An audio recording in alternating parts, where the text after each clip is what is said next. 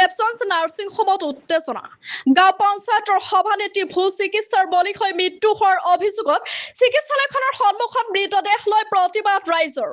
আওলাচকা গাঁও পঞ্চায়তৰ সভানেত্ৰী ৰেখা ৰাণী দেৱীক চিকিৎসালয়খনে ভুল চিকিৎসা কৰাৰ ফলত মৃত্যুক আঁকোৱালি লোৱাৰ অভিযোগ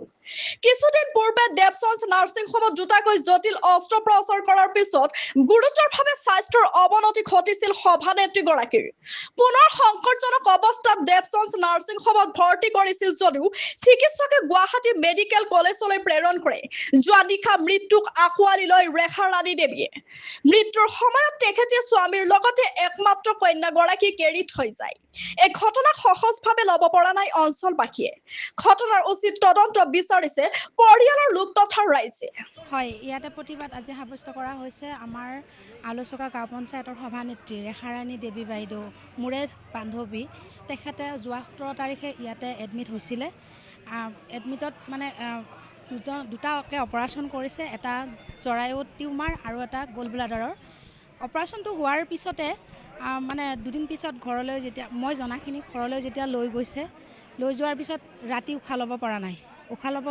নোৱাৰাত আকৌ ইয়ালৈ দেৱচন্দলৈ লৈ আহিছে দেৱচন্দত লৈ অহাৰ পিছত ইয়াতে মানে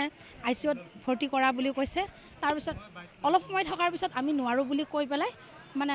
GMCলৈ ৰেফাৰ দিছে GMCত নিয়াৰ পিছতে মানুহজন ডেথ হৈছে গতিকে ইয়াতে এতিয়া আমি বিচাৰিছোঁ গোটেই মানুহখিনি ৰাইজ আহিছে গোটেই তেওঁৰ যিখিনি কাৰ্যকৰ্তা সকলোখিনি আহিছে আমাক উচিত তদন্ত লাগে ইয়াতে কি হৈছিলে কি হোৱা নাই গতিকে আমাক গোটেইখিনি লাগে আৰু এটা কথা হৈছে আমি জানিব পাৰিছোঁ মানে ইয়াৰে যেতিয়া মানুহজনী গুৱাহাটীলৈ যেতিয়া ৰেফাৰ কৰিছিলে তাৰ আগতে আমাক মানে মানুহজনীক উলিয়াই দিয়া নাই পইচাৰ পে'মেণ্ট কৰা নাই কাৰণে মানুহজনীক উলিয়াই দিয়া নাই গতিকে মানুহজনীৰ জীৱনটো লাগে নে পে'মেণ্ট লাগে এতিয়া পে'মেণ্টখিনি ল'লে যে আমাৰ মানুহজনী আমাক ঘূৰাই দিয়ক এতিয়া জীৱনটো অৱস্থাত ঘূৰাই দিয়ক কাৰণ ময়ো তেওঁ বান্ধৱী একেলগে ওলাই আহিছিলোঁ একেলগে কাম কৰিছিলোঁ গতিকে আমাক ক্ষতিপূৰণ লাগিব যিহেতু মানুহজন মাৰিলেই গতিকে আমাক গোটেইখিনি ক্ষতিপূৰণ দিব লাগিব পৰিয়ালটো ইমানখিনি আনৰ টকা ধাৰ কৰি আনি মাটি বাৰী বিক্ৰী কৰি ইয়াতে দিছে গতিকে আমাক ক্ষতিপূৰণখিনি লাগে আৰু আমাকতো 10 লাখ টকা ডিমাণ্ড আমাৰ 10 লাখ টকা দিব লাগিব পৰিয়ালটোৰ কাৰণে দিব লাগিব কাৰণ পৰিয়ালে বহুত কষ্ট কৰিছে বহুত মাটি বাৰী বিক্ৰী কৰিছে আৰু তাৰ পৰা ভৰিত ধৰিছে উলিয়াই দিয়া নাই ভৰিত ধৰিছে যে মোৰ মানুহজনীক উলিয়াই আনি গুৱাহাটীলৈ নিব লাগে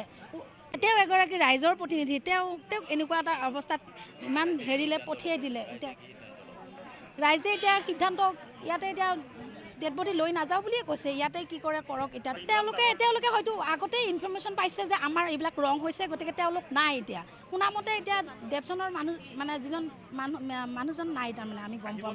হয় আহিব লাগিছিল তেওঁ আমাক ক'ব লাগিছিল ৰাইজক ক'ব লাগিছিল এতিয়া আমি ডেড বডিটো লৈ আমি ইয়াতে এনেকৈ ৰখি থাকিম নেকি আওলাচকা প্ৰেচিডেণ্ট ৰেখা ৰাণী দেৱীৰ বিষয়ে যিটো এওঁলোকে মানে অপাৰেশ্যন কৰিছে বা যিটো ট্ৰিটমেণ্ট কৰিছে মানে আগদিনাখন এওঁলোকে ইনচুলিন দিছে চুগাৰৰ দি কিনে লগে বহুত হাই আছিলে 300ৰ ওপৰত তাৰপিছত এওঁলোকে আগদিনাখন সেইদিনাখন ইনচুলিন মাৰি সিদিনাখন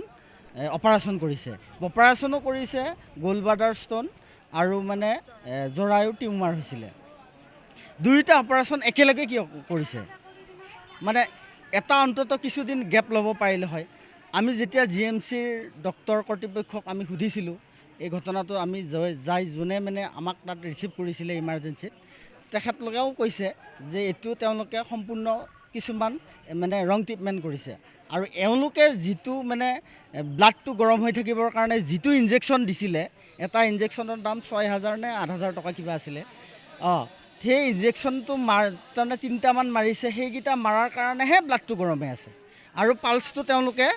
যিটো মানে টিউব এটা থাকে নহয় এই টিউবটো পালছ মাৰিহে কিবাকেহে লাঞ্চটো এনেকৈ আছে যিমানে মাৰে সিমানে চলি থাকে যিমানে নামাৰে বস্তু দাবি যায় যে এনেকুৱা এটা অৱস্থাত এওঁলোকে ইমান চিৰিয়াছলৈকে কিয় ৰাখিব লাগে বা এওঁলোকে দুটা অপাৰেশ্যন একেলগে কিয় কৰিব লাগে বা এওঁলোকে যিহেতু ডক্টৰ এওঁলোক অভিজ্ঞ মানুহ আমি তেনেকুৱা বুলি ভাবোঁ তেওঁলোকে অভিজ্ঞ হৈ উঠিও ইমান চুগাৰ থকাৰ পিছতো তেওঁলোকে কিয় অপাৰেশ্যন কৰিব লাগে এইটো বিষয়ে আমাৰ ৰাইজে তাৰমানে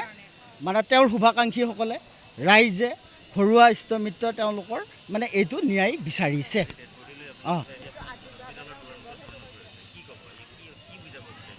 এইটো মানে এই ডেপচনছখনত মানে এনেকুৱা যদি মানে অপাৰেশ্যন থাকে, এই অপাৰেশ্যনটো তাৰমানে ভৱিষ্যতলৈকে আৰু বেলেগৰ যাতে নহওক তেনেকুৱাৰ কাৰণে তাৰমানে আমাৰ এটা মানে ৰাইজসকল সজাগ হ'ব লাগে।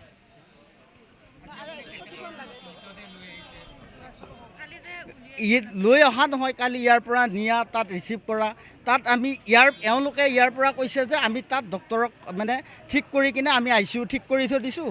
আমি তাত যাই চাওঁ 2.5 ঘণ্টা 3 ঘণ্টা ৰখি আছোঁ, ICU নাই, ICUয়ে নাই। চব মানে এওঁলোকে যিটো মানে টেকনিক কৰি ইয়াৰ পৰা মানে হেৰি কৰিলে, আমি